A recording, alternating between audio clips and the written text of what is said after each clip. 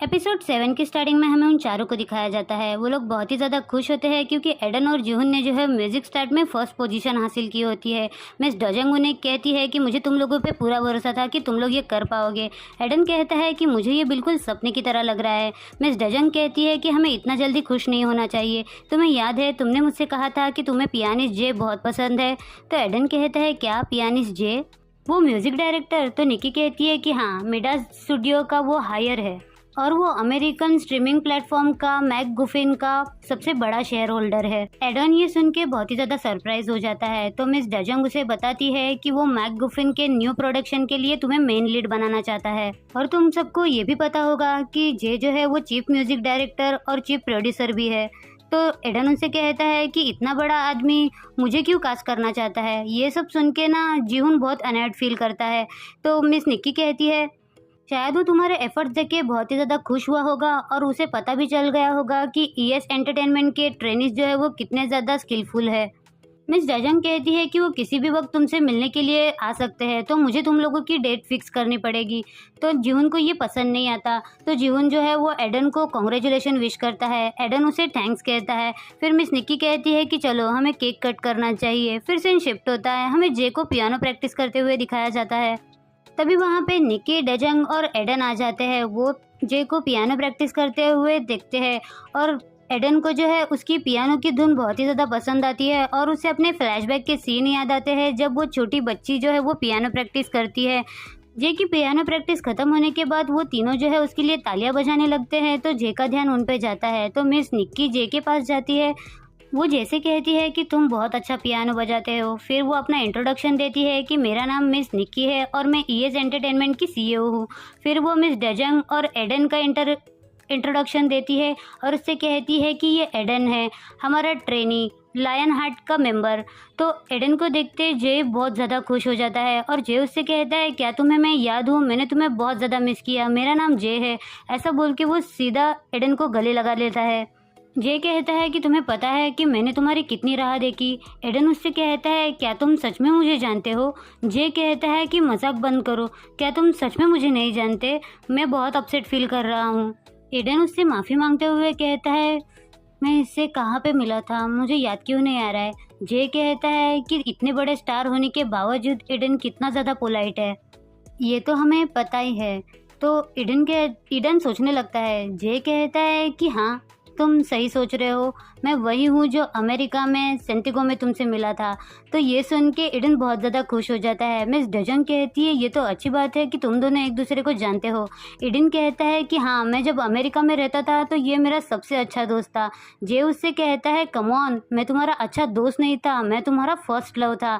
ऐसा बोल के फिर एडन जो है उसे गले लगा लेता है। यानी कि जे वही पर्सन है जिसे बचपन में एडन ने प्रपोज किया था, जिस लड़की को प्रपोज किया था वो जे था। फिर सीन शिफ्ट होता है। हमें उन दोनों को बाहर टहलते हुए दिखाया जाता है जहाँ पे एडन उससे कहता है कि मैंने सच में तुम्हें नहीं पहचाना, तुम तो काफ़ी बड़े हो गए और हैंडसम भी हो गए हो, तुम बचपन की तरह आज भी बहुत अच्छा पियानो प्ले करते हो, लेकिन मैंने कभी नहीं सोचा था कि वो पियानिस्ट जे तुम ही होंगे। तो जे जो है उसका हाथ पकड़ लेता है। जे कहता है कि मैं अपने चाइल्डहुड फ्रेंड से मिलके बहुत ही ज़्यादा खुश हूँ। जे कहता है कि चाइल्डहुड फ्रेंड को इंग्लिश में क्या कहेंगे। तो एडन कहता है कि चाइल्डहुड फ्रेंड को इंग्लिश में चाइल्डहुड फ्रेंड ही कहेंगे ना। फिर वो उससे पूछता है जे क्या तुम कोरिया आते रहते हो। तो जे कहता है कि मैं अमेरिका, कोरिया और यूरोप में जो है साल में 4-4 महीने के लिए आते रहता हूँ, लेकिन इस बार कोरिया में मैं ज़्यादा देर रुक गया क्योंकि ड्रामा का शूट चल रहा है। तो एडन की पेट से आवाज़ आने लगती है। एडन उससे कहता है कि आज के ऑडिशन की वजह से मैंने सुबह से कुछ नहीं खाया है, मुझे बहुत भूख लगी है। जे क्या तुम कुछ खाना चाहोगे, आज की ट्रीट मेरी तरफ से होगी। तो जे उससे कहता है क्या जो मैं खाना चाहता हूँ वो सच में तुम मुझे दोगे। ऐसा बोल के फिर सीन शिफ्ट होता है। हमें रेस्टोरेंट का दिखाया जाता है जहाँ पे वो हॉटपॉट खा रहे होते हैं। एडन जैसे कहता है कि तुमने ये क्यों ऑर्डर किया, मैं तुम्हारे लिए कुछ एक्सपेंसिव मंगा देता। तो जे उससे कहता है कि नहीं, मुझे यही खाने की क्रेविंग हो रही थी। ऐसा बोल के वो उसमें से एक बाइट लेके एडन को खिलाता है। जे उससे कहता है एडन क्या तुम्हें याद है तुम्हारी ग्रैंडमा हमारे लिए यही डिश बनाती थी। एडन कहता है कि हाँ, मैं ग्रैंडमा को बहुत ज़्यादा मिस कर रहा हूँ। तुम्हें पता है जब मैंने कहा था कि मुझे सिंगर बनना है तो वो इकलौती इंसान थी जिन्होंने मुझे सपोर्ट किया। जे कहता है कि मेरी मॉम जो है मुझे सगे बेटे की तरह प्यार करती है, यानी कि जे को जो है उसके पेरेंट्स ने अडॉप्ट किया है।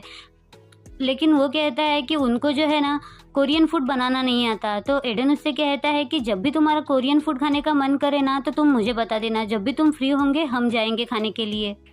जे उसका फेस साफ करते हुए कहता है तो ठीक है, इस बार मैं यहाँ पे ज़्यादा देर तक रुकूंगा और जब भी मेरा मन करेगा मैं तुम्हारे साथ खाना खाने के लिए जाऊँगा।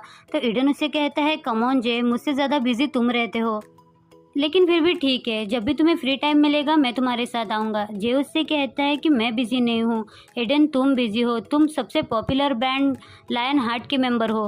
तुम्हें पता है ना कि मेरे डैड अमेरिकन हैं, मैंने उन्हीं से बिजनेस करना सीखा है और कास्टिंग डायरेक्टर बनने के पीछे भी मेरा रीज़न है, क्योंकि मैंने तुम्हारे अंदर के पोटेंशियल और स्टार क्वालिटी को देखा है, तो तुम्हें टेंशन लेने की कोई ज़रूरत नहीं है। तो एडन उसे ओके कह देता है। सीन शिफ्ट होता है, हमें जीवन को प्रैक्टिस करते हुए दिखाया जाता है, लेकिन प्रैक्टिस करते वक्त भी जीवन का दिल नहीं लगता क्योंकि उसका मूड बहुत ही ज़्यादा ख़राब होता है। तभी वहाँ पे एडन आ जाता है। एडन उससे पूछता है कि आप बहुत जल्दी आ गए।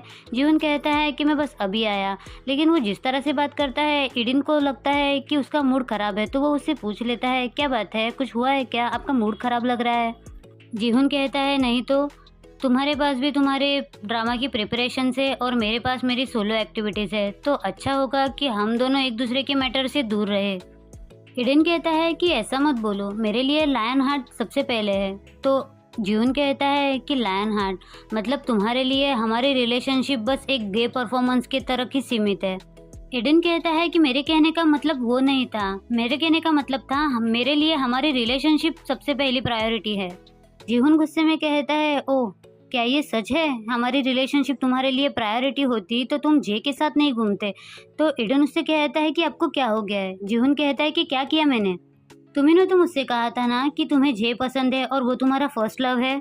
एडन कहता है कि दो लड़कों के बीच में फर्स्ट लव कैसे हो सकता है, आप मुझे मिसअंडरस्टैंडिंग कर रहे हैं। जीहुन कहता है कि ओह दो लड़कों के बीच में प्यार नहीं हो सकता, मैंने मिसअंडरस्टैंडिंग किया। एडन उससे कहता है कि उसने मुझे ड्रामा के लिए सिलेक्ट किया वो उसका डिसीजन नहीं था, वो कास्टिंग डायरेक्टर का डिसीजन था।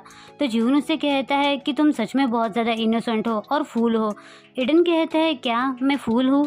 तभी वहाँ पे मिस डेजंग और निक्की आ जाती है और वो चारों जो है बैठ जाते हैं। निक्की कहती है कि मुझे तुम दोनों से कुछ बात करनी है। निक्की कहती है कि कुछ दिनों के लिए मैं लायन हार्ट की एक्टिविटीज़ जो है बंद कर रही हूँ, तुम दोनों के लिए अच्छा होगा कि तुम दोनों जो है सोलो परफॉर्म करो, इसके लिए कोई स्पेशल रीज़न नहीं है मेरे पास। जीवन कहता है कि अगर कोई स्पेशल रीज़न नहीं है तो तुम लायन हार्ट को तोड़ क्यों रही हो। मिस डजंग कहती है कि मैं जीवन की बात से अग्री करती हूँ, जीवन जो है वो अब बहुत हार्ड वर्क कर रहा है और इनका बैंड जो है वो इंटरनेशनली भी फेमस हो रहा है, तो आप इन दोनों को अलग क्यों करना चाहती है। तो मिस निक्की चिल्लाते हुए कहती है कि तुम्हें क्या हो गया है, तुम्हें क्यों लग रहा है कि मैं इन दोनों को अलग करना चाहती हूँ, ये इन दोनों के करियर के लिए ये अच्छा है ना। तुम्हें पता है ना कि एडन को एक ड्रामा मिला है तो उसके करियर के लिए कितना अच्छा होगा कि वो अपने ड्रामा पे ज़्यादा फोकस करे।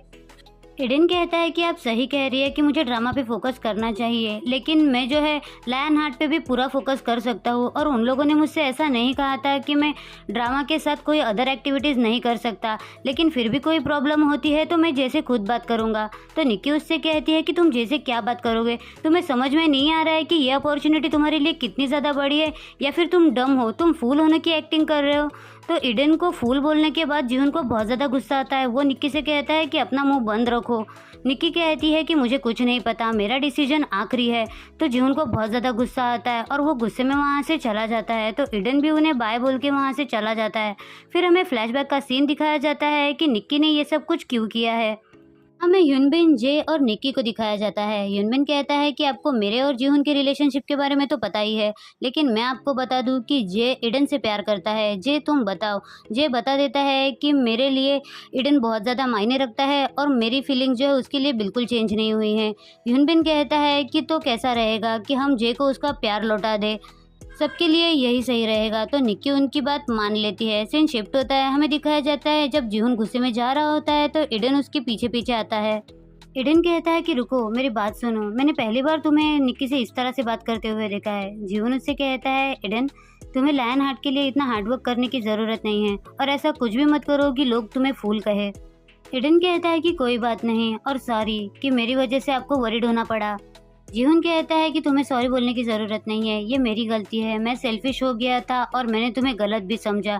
आगे से तुम्हें जो है अपने आप को फोर्स करने की ज़रूरत नहीं है मेरे साथ रहने के लिए, अब हमारा बिजनेस जो है ओवर हो चुका है। सॉरी फॉर एवरीथिंग, ऐसा बोल के वो वहाँ से चला जाता है। ईडन उसे आवाज़ देते हुए कहता है कि आपके कहने का क्या मतलब था। कुछ देर बाद का सीन दिखाया जाता है जहाँ पे ईडन जो है वो जीहुन के पास जाने वाला होता है। तभी उसके पास जे आता है। जे को देखते हुए ईडन उससे पूछता है कि तुम यहाँ पे क्या कर रहे हो। जे कहता है कि मैं तुम्हें मिस कर रहा था। मैंने एक रेस्टोरेंट देखा है जहाँ पे मुझे तुम्हारे साथ जाना है और मुझे ड्रामा के बारे में भी तुमसे कुछ बात करनी है। एडन उससे मना करने ही वाला होता है, लेकिन जे जो है उसकी बात काटते हुए उसका हाथ पकड़ के उसे वहाँ से ले जाता है। उन दोनों को जाते हुए जीहुन भी देख रहा होता है। जीहुन को बहुत ज़्यादा गुस्सा आता है। फिर सीन शिफ्ट होता है। हमें दिखाया जाता है जीहुन जो अकेला बार में ड्रिंक कर रहा होता है। तभी उसके पास ह्यूनबिन आता है। ह्यूनबिन कहता है कि तुम यहाँ पे अकेले ड्रिंक क्यों कर रहे हो। जीहुन उससे कहता है कि तुम यहाँ पे क्या कर रहे हो, तुम्हें कैसे पता चला कि मैं यहाँ पे हूँ। जीहुन कहता है कि मैं यहाँ से जा रहा हूँ, तुम अकेले बैठ के ड्रिंक करो। तो ह्यूनबिन उसे रोकते हुए कहता है कि जाने से पहले मैं जो तुमसे कह रहा हूँ मेरी बात सुनो। जीहुन कहता है कि मुझे कुछ नहीं सुनना। तो ह्यूनबिन जो है उसे जे और एडन के फोटोग्राफ दिखाने लगता है। उन दोनों की फोटोग्राफ देख के जीहुन को बहुत ज़्यादा गुस्सा आता है और वो उससे कहता है कि तुम क्या चाहते हो कि मैं क्या करूँ। ह्यूनबिन कहता है कि मैं बस चाहता हूँ कि तुम रियलिटी को देखो। फिर वो उससे कहता है कि निक्की ने जे के साथ हाथ मिला लिया है, उसके लिए लायन हार्ट कोई मायने नहीं रखता, तो तुम अब ईडन पे एक बोझ की तरह हो। तो जीहुन को बहुत ज़्यादा गुस्सा आता है और वो उसका कॉलर पकड़ते हुए कहता है कि तुम कहना क्या चाहते हो। ह्यूनबिन कहता है कि यही सच्चाई है, तुम ईडन के लिए क्या करना चाहते हो, तुम उससे प्यार करते हो ना। एक रिच और पावरफुल पर्सन और क्या कर सकता है। फिर वो उससे कहता है कि जीहुन, मैं तुमसे ये नहीं कहूँगा कि हम दोबारा से एक हो जाते हैं, लेकिन एटलीस्ट तुम ऐसे एक्ट करो ना जैसे हमने पहले डेब्यू किया था। एटलीस्ट हम दोस्त तो बने रह सकते हैं ना। वो कहता है डायरेक्टर चॉय हमारे साथ काम करना चाहते हैं, प्लीज़ इसे एक बार देख लो। लेकिन जीहुन उसकी कोई बात नहीं मानता और ड्रिंक करते रहता है।